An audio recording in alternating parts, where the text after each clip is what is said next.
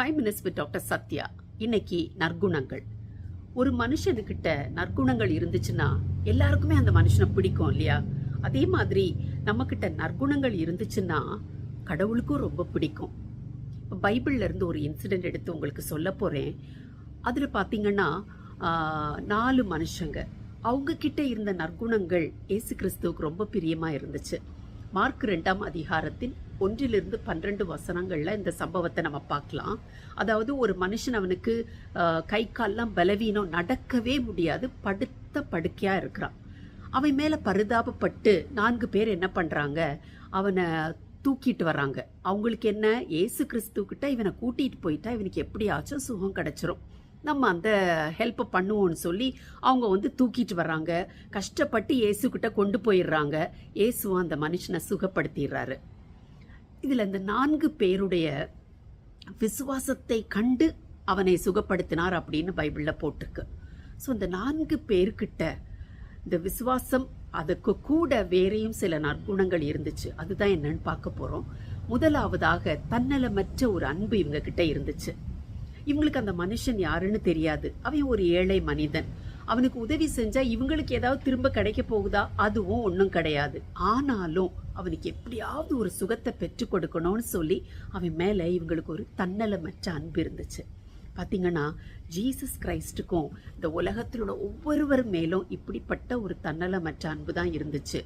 ஜாதி கிடையாது, மதம் கிடையாது, எல்லாம் ஒண்ணுமே இல்லை. ஆனா இது எல்லாம் தாண்டி எல்லாருக்காகவும் தான் அவர் இந்த சிலுவையில தன்னுடைய ரத்தத்தை சிந்தி தன்னுடைய ஜீவனை ஒப்பு கொடுத்தார். எல்லாரையும் மீட்கும்படியாக அவர் எல்லாரையும் நேசிக்கிறார்.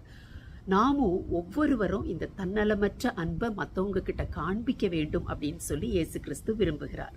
2வதாக பாத்தீங்கன்னா இவங்க கிட்ட ஒரு தியாக மனப்பான்மை இருந்துச்சு.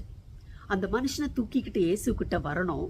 அப்போ இவங்க என்னெல்லாம் தியாகம் பண்ணாங்க பாருங்க. அவங்களுடைய நேரத்தை தியாகம் பண்ணாங்க, அப்புறம் அவங்களுடைய வேலையை தியாகம் பண்ணாங்க. ஏதோ ஒரு வேலையில இவங்க 4 பேரும் இருந்திருப்பாங்க. அதெல்லாம் விட்டுட்டு அவங்களுடைய அந்த வேலையும் தியாகம் பண்ணி அன்னைக்கு வராங்க. குடும்பத்தை விட்டுட்டு அன்னைக்கு வராங்க. அவங்களுடைய சரீர பலனை தியாகம் பண்றாங்க. ஏன்னா ஒரு மனுஷனை 4 பேர் சேர்ந்து படுக்கையோட தூக்கிட்டு நடக்கிறதுனா எவ்வளவு கஷ்டம் யோசிச்சு பாருங்க. நீங்க இப்படி பண்றீங்களா? யாருக்காச்சும் நீங்க தியாக மனப்பான்மையோட போயிருக்கீங்களா ஹெல்ப் பண்றதுக்கு? ஒருவேளை உங்களுடைய நேரத்தை அவங்களுக்காக நீங்க ஸ்பெண்ட் பண்ணணுமா இருக்கும். அவங்க கூட போய் உட்காந்து கொஞ்ச நேரம் ஆறுதலா பேசுறதுக்கு. இல்ல நீங்க பலவீனமா இருக்கிறீங்க, ஆனாலும் அவங்களுக்கு உதவிக்காக கொஞ்சம் தூரம் நடந்து போனோம். அப்படி பண்ணிருக்கீங்களா? உங்களுடைய பணத்தை கொண்டு மற்றவங்களுக்கு உதவி செஞ்சிருக்கீங்களா? இப்படிப்பட்ட தியாக மனப்பான்மை நமக்குள்ளும் இருக்கணும்னு இயேசு விரும்புகிறார். 3வதாக அவங்களுக்குள்ள உறுதியான தீர்மானம் இருந்துச்சு.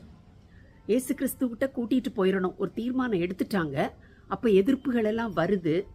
அப்போ அந்த எதிர்ப்புகளை மேற்கொள்ளணும்னா அவங்க எடுத்த தீர்மானத்துல உறுதியாக இருக்கணும். இவங்க வீட்டு பக்கம் இயேசு கிறிஸ்து ஒரு வீட்டுக்குள்ள உட்கார்ந்து பிரசங்கம் பண்ணிட்டு இருக்கிறாரு.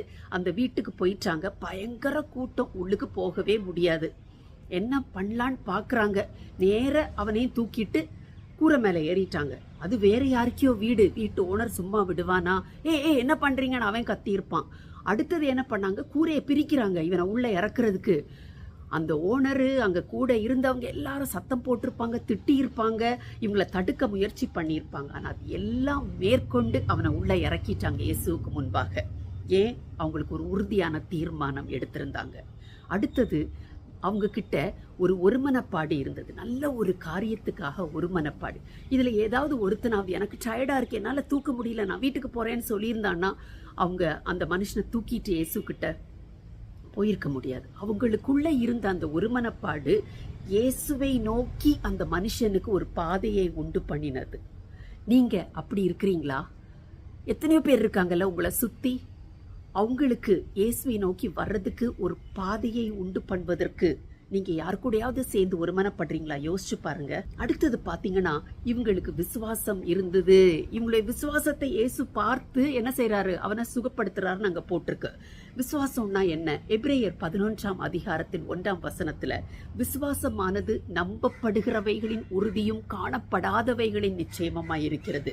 இவங்க என்ன நம்பினாங்க? இயேசு கிட்ட கொண்டு போனா அவனுக்கு சுகம் கிடைச்சிரும், அதுல உறுதியா இருந்தாங்க. காணப்படாதவைகளின் நிச்சயம், அது என்ன? காணவே இல்லை, அவனுக்கு என்ன சுகம் கிடைக்கல, ஆனா அதுல இவங்களுக்கு ஒரு நிச்சயம் இருந்துச்சு. வேதத்துல சொல்லப்பட்டிருக்கு, விசுவாசம் இல்லாமல் தேவனுக்கு பிரியமாய் இருப்பது கூடாத காரியம். அப்ப இவங்க கிட்ட விசுவாசம் இருந்துச்சு. அடுத்தது அந்த விசுவாசத்தை அப்படியே கிரியையில பண்றாங்க பாருங்க, அந்த கூரையை பிரிச்சு உள்ள இறக்குறாங்க பாருங்க, அதுதான் ஃபெய்த் இன் ஆக்ஷன். அதில் தேவன் அங்க பிரியப்படுகிறார். கடைசியா பாத்தீங்கன்னா எல்லாரும் அங்க தேவனை மகிமைப்படுத்தினாங்க. ஜனங்க எல்லாரும், அந்த சுகமில்லாதவன், நடக்கவே முடியாதவன் எழும்பி நடந்து குதிச்சு போறான். அதை பார்த்த உடனே ஜனங்க எல்லாம் இயேசுவை மகிமைப்படுத்தினாங்க. அப்ப இவ்வளவு கஷ்டப்பட்டு அவனை தூக்கிட்டு வந்த இந்த 4 பேரும் எவ்வளவு சந்தோஷப்பட்டு இயேசுவுக்கு தேங்க் பண்ணியிருப்பாங்க இல்லையா?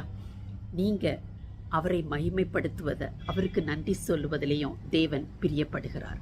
ஸோ இந்த நற்குணங்கள் உங்களுக்குள்ள இருக்கான்னு பாருங்க. அப்படி இல்லைன்னா அதை டெவலப் பண்றதுக்கு ட்ரை பண்ணுங்க. God bless you.